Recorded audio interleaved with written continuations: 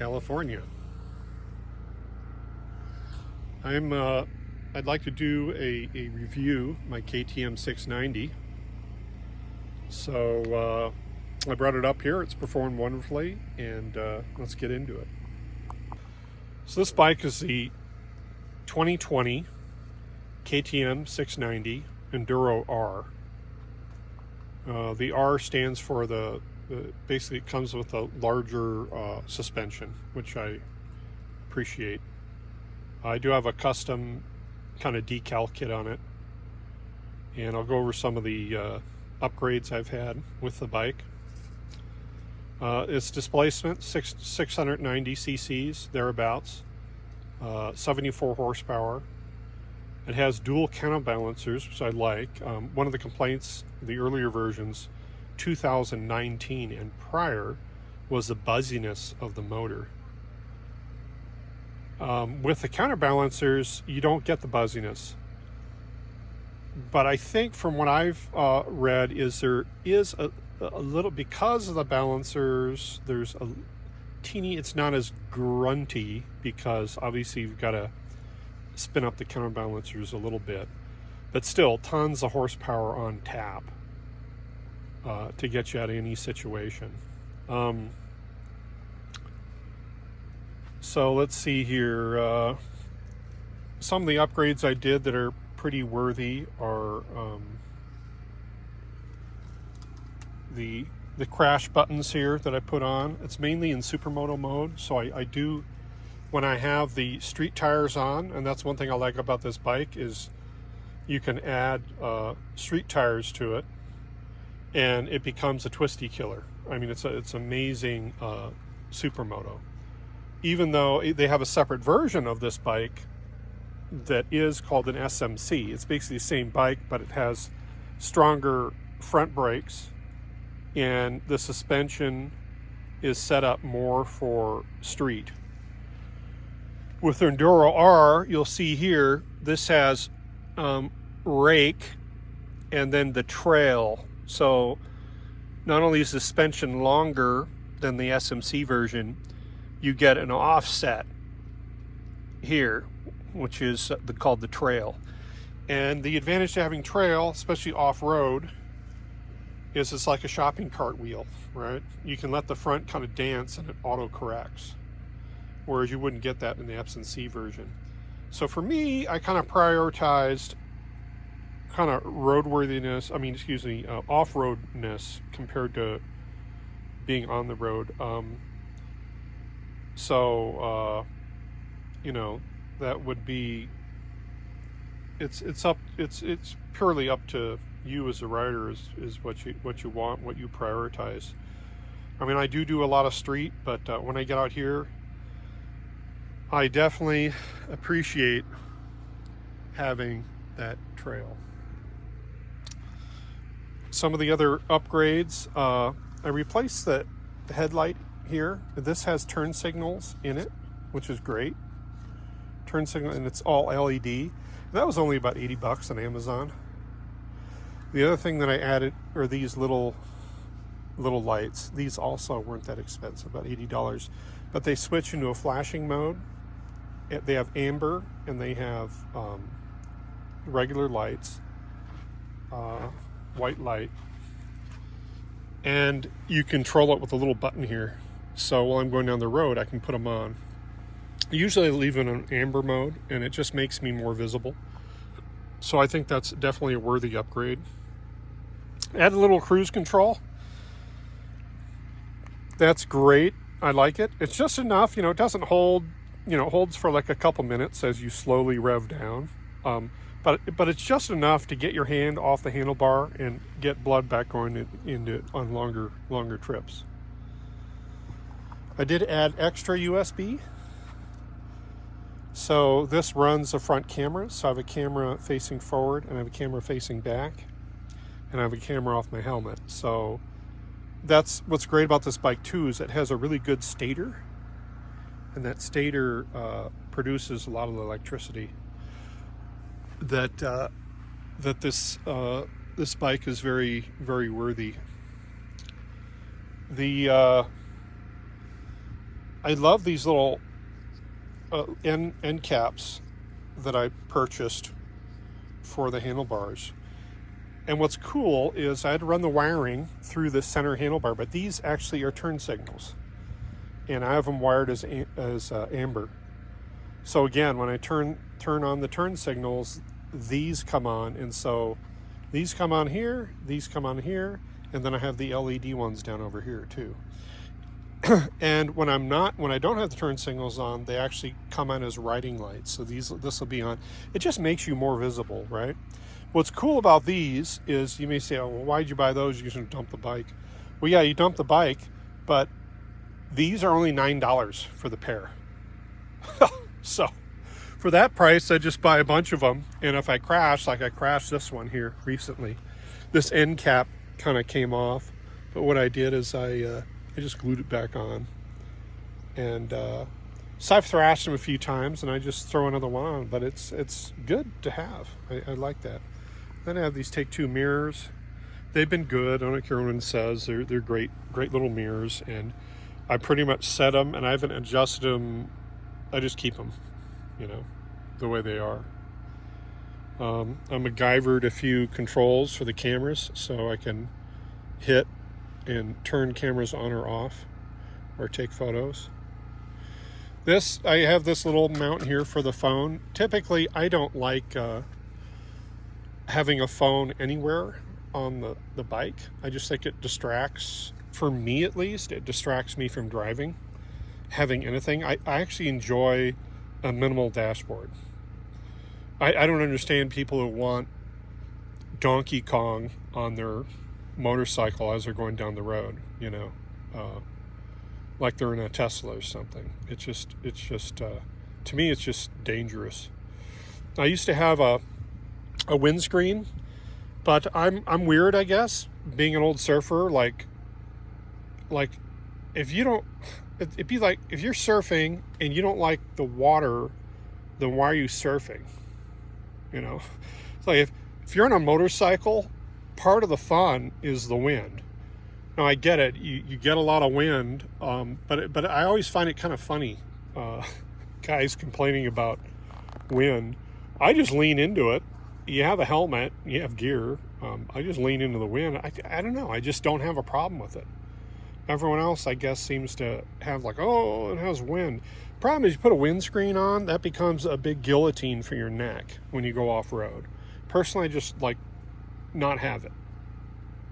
And I've taken long trips. I went 10 hours straight from Hetch Hetchy all the way back to Escondido, California.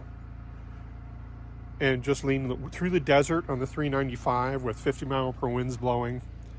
Yeah, I mean, I've done it all. And it was part of the adventure. Like, I was ready for it. It handled fine. I did have to slow down a little bit because the wind was blowing so hard, but what's the other thing? I bought a steering dampener with bar risers. I'm 6'1", so having bar risers is, I think, prudent. Also did an update. These are great little foot pegs from Amazon too. I like these. They're not lowered, they just come out, but they're broad. They don't stick out too much. They're perfect.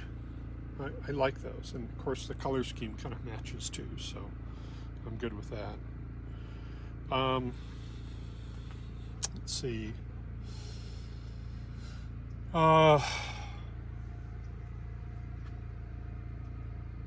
Some of the other, so one of the things is the airbox. So the airbox, I've kept it stock. And I don't see a little bone of contention with people. They want to put that Rottweiler air filter in there. You know, they get more horsepower and they tune it. You know, I would kind of get that if you're doing track day and you're in supermoto mode.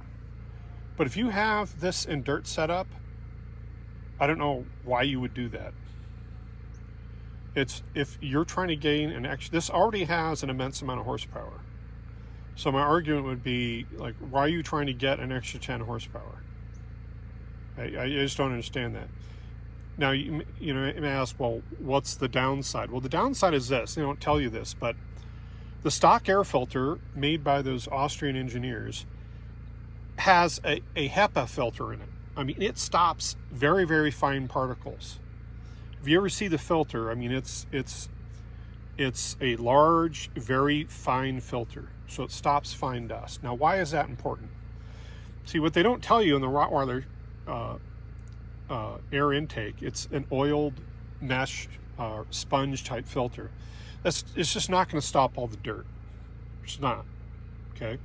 I've spent many years in the filtration industry, as in water treatment, but a filter is a filter, whether you're filtering water or what have you. The idea behind a filter really is surface area and contact time. You can't get around those physics. So that stock air filter is going to stop a lot of the dirt. What's the advantage of that? Well, this one is at 7,000 miles. I've been doing valve checks. The valves are spot on all the time.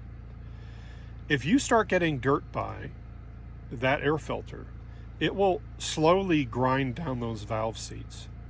And if that's something that you are fine with, great. You can redo the top end of your engine within 10,000 miles or what have you, depending on how much dirt gets in there. Me, personally, I don't want to do that. So I keep the stock air filter. What about it falling in water and it plugging up? Well, hey, if that's a concern, bring an extra air filter with you.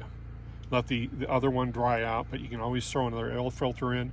And if it came down to it, screw it. Just run it without the air filter for a little bit. It still has an air box, so that air box is gonna drop down any heavy particles just the way it's designed. It'll leave any large particles out of the way. So that to me is kind of a moot point. And you could also run into the same issue if you got the sponge filter wet anyways. One of the things I like to do on this bike is, just for torque ratings, just for now, I put a little sticker on the bolts that need to be torqued, so I don't have to keep looking it up in the manual. Let's see, what else? Oh, I did get different sprockets for the rear. I did get I think it was what was it, a 32? No, 38? Oh, I forget. Mainly for Supermoto mode. But it does give, this is the stock one that's on there right now. And one of the downsides to having the stock one is it is a little tall in the gears for off-road. But like I said, if you just buy another rear sprocket or front one, the rear one with, like, if you bought it with more teeth or an extra tooth on the front, you'll actually drop the gears, and then you get away from that. The other thing, of course, is the seat.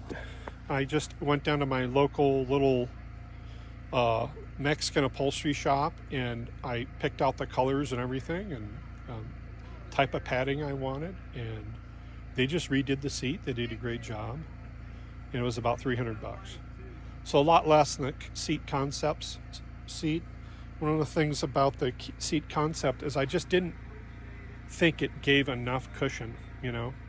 I'm thinking about the next version I do of this, if I get this redone, is underneath I'll put in a gel layer on top of the foam layer.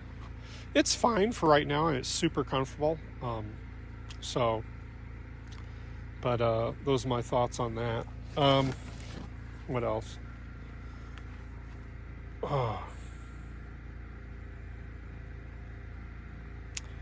Yeah, the motor's been super reliable. You do have to be careful with chain adjustments. Make sure you get you don't run your chain too tight.